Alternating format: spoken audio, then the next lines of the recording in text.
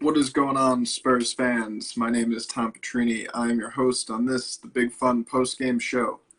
It's not so fun tonight as the Spurs have lost 132 to 130 against the Philadelphia 76ers.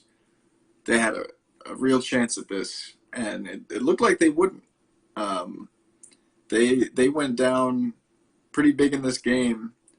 It was a 12-point deficit in the fourth quarter. They clawed all the way back uh, and outscored Philly 43 to 33 in that fourth quarter. A couple things didn't go their way at the end. Yeah, a lot of pain. Let it out. The comments are a safe space here. Um, Joel Embiid, 27 points, 9 rebounds, 5 assists. If you read my pregame notes, the first thing that I said was that Big Yak had a big matchup. And after fouling out of the game and almost costing them the game against Memphis last night, I said he's going to need to be really in control tonight. He's going to need to stay in there against Joel Embiid because otherwise it's going to be Drew Eubanks guarding him. So what did Jakob Poeltl do in the first 2 minutes of the game? He picked up 2 fouls and went to the bench for Drew Eubanks. And Drew Eubanks actually played pretty well, to his credit. But the Spurs definitely started out behind the 8 ball in that regard. That made things difficult, and the Sixers have a really potent inside-out attack, especially running through Embiid. Embiid wasn't as aggressive as I thought he probably could have been, at least in the first 3 quarters of this game. And that inside-out attack led to a lot of open threes for Philly. They shot 14 to 31 in this game from deep. And the last one was a real killer. Spurs went up 2 points. Derek White missed a free throw. And Philly inbounded the ball with 10 seconds left. Chance to tie or take the lead. Shake Milton inbounded the ball from the hash. And DeJounte Murray was fronting Embiid in the paint while Jakob Poeltl was defending him. And DeJounte didn't get up to contest Milton at the three-point line quickly enough. Shot went down, and that was basically it. The Spurs had a chance to take the lead. In the last second, DeMar penetrated, dished it off to Poeltl, but Poeltl did not finish strong. Ball went flying. Looked like it was going to be Spurs ball, but upon further review, Sixers ball, Sixers game. After the game, Coach Popovich was not happy at all. He was pissed. You'll see the video when it comes out. Check the post game that we have up on kens5.com. But he was not happy. He wasn't happy about the 24-second violation that the officials missed on Joel Embiid late in the third quarter. Buzzer had gone off.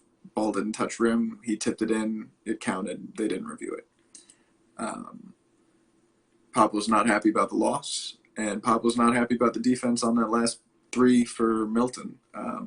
He said, and I quote here, he didn't shake loose. It was a defensive mistake.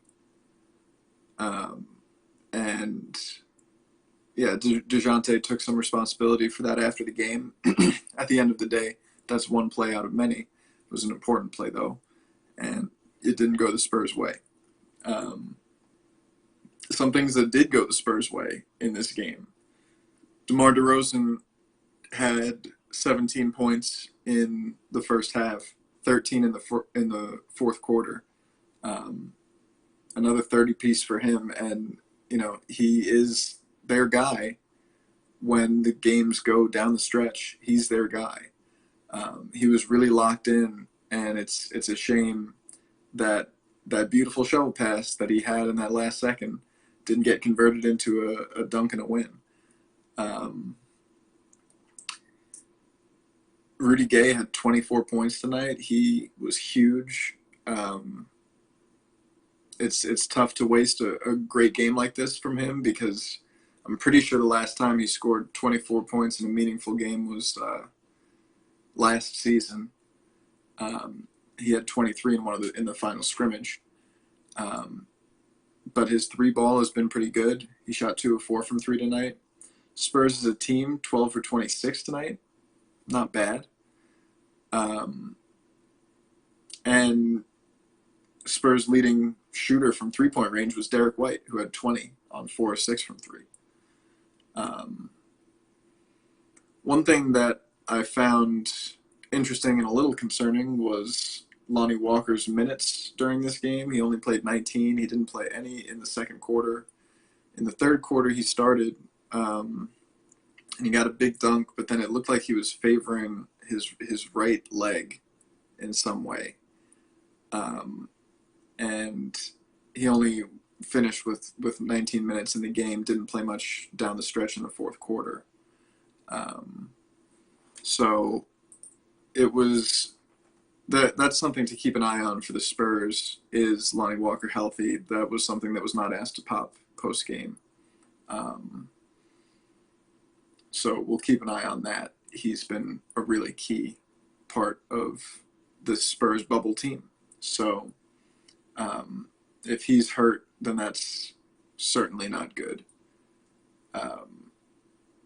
DeJounte Murray, 13 points tonight, 4 of 14 shooting. Not his best night from the floor. But, I mean, overall, the Spurs played a really, really good game. Shorthanded against a really good playoff team in the East. And they had it right there until the very end.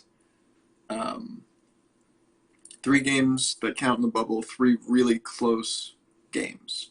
And the Spurs came out on top in the games against the lesser teams, and in this one, they couldn't string it all together. Want to note a career high, 15 points for Keldon Johnson. Played great tonight. Hit his 1-3, 6 of 7 free throws, 4 of 6 from the floor. Really efficient. And just playing with that trademark aggression. You know, that's what he does. That's how he plays. That's why he has earned minutes for this Spurs team. After the game, Pop said, I asked him what he brought to the floor tonight, and he said same thing he does every game. He's a monster competitor, learning more every day. He's getting confidence in his shooting. He drives it well, hits the boards, plays hard on D. He's a fine young player. Couldn't agree more. Excited to see what he brings for the rest of this bubble. It's tough. It's tough to swallow a game like this because the Spurs were so very close to winning a game that it's not that they had no business winning, but not many people expected them to win. Third game in 4 nights, coming off a back-to-back, playing against a Sixers team who was motivated after blowing a fourth quarter lead against Indiana. This was not a game that many people expected the Spurs to win. And they came that close. Caleb taking it as an overall win. I understand that. I mean, you have your expectations, and the Spurs, I think, exceeded expectations in this game, even though they lost.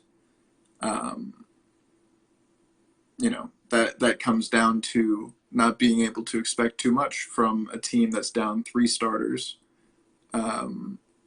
and really piecing things together.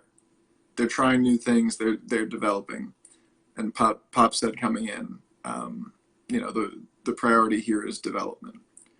But even though he knows that, you could tell he was really annoyed after this game. You could tell they want to win because they can smell it now. They started this game sitting in the 9th seed. And I'll have to look at the standings here in a minute. But it's a lot of teams chasing that that ninth and eighth seed. San Antonio currently in the 10 spot after Memphis lost today to the New Orleans Pelicans, and the Trailblazers are now tied with the Spurs mathematically, but they have the tiebreaker.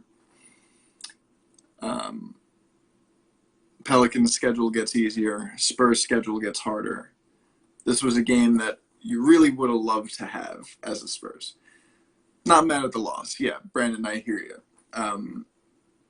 This is definitely one of those games that it hurts to lose, but you understand it. And yeah, it was kind of a gut punch. You know, this was, especially after that comeback in the fourth quarter. DeJounte said after the game, you know, we all feel sick to our stomach about it. Yeah, feel bad for DeMar too. It was a wonderful performance by him and by Rudy Gay. And DeMar, you expect it. Rudy Gay has been kind of hit or miss, but when you get a stellar performance out of him where he's spacing the floor, he's hitting tough shots, big shots, doing everything that he can do to be an effective basketball player. You know, it's tough when you don't make the most of that opportunity. Yep, Roy, Nuggets next. That's going to be a big game, and it's going to be interesting, right? Because the Spurs are this guard-heavy, kind of playing small ball team now, and the bubble Nuggets are playing like 5 centers. And it's really fun to watch, and Bol is really fun, and skinny Jokic playing well. But it's, you know, I really don't know what to expect out of Denver in that game.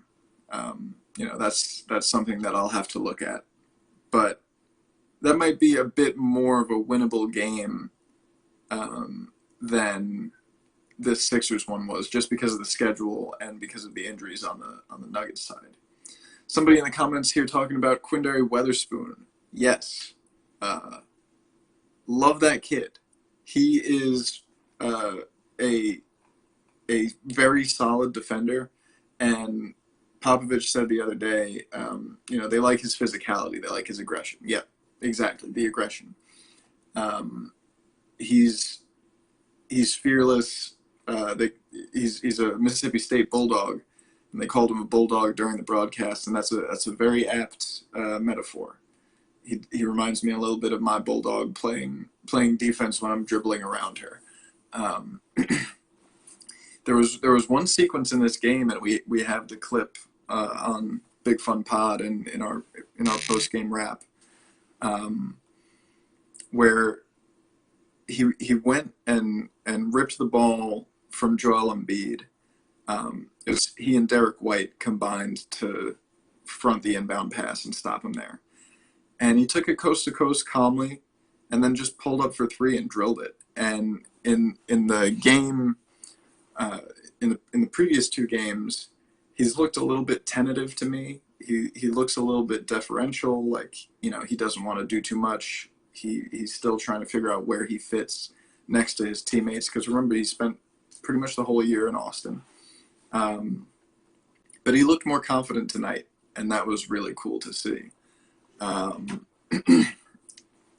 For these young Spurs especially, it's about building confidence and chemistry together.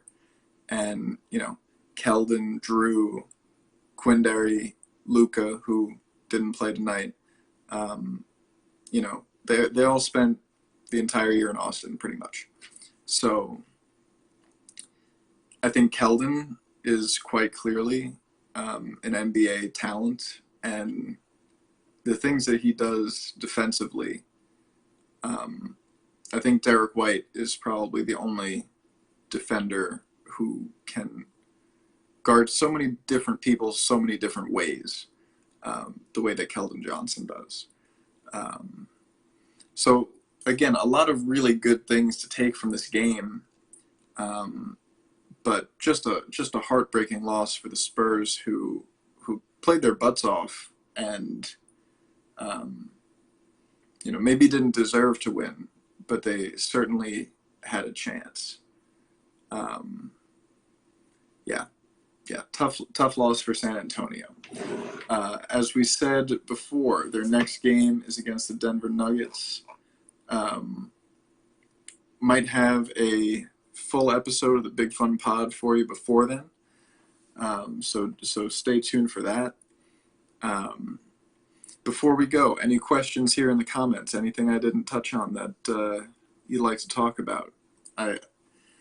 There was a lot in this game, and it was just as close as the final score indicates. Always tough to lose, but the Spurs showed in these first three games, the Spurs have shown to me and to anybody watching that they belong here. Chase, I'm not sure about that last play with Jakob. I'll need to look and see what happened there. I will say that if you're Jakob Pertl, you catch that ball down low. You have to finish that. That's your job, and you got to get up and dunk that ball through the hole, go up strong. It was not a great finish from the big man. As far as playing better without LaMarcus Aldridge, the Spurs are playing differently without LaMarcus Aldridge, and I don't know that LaMarcus Aldridge can't play with these guys, but when the offense revolves around dumping it to him in the post, they play differently.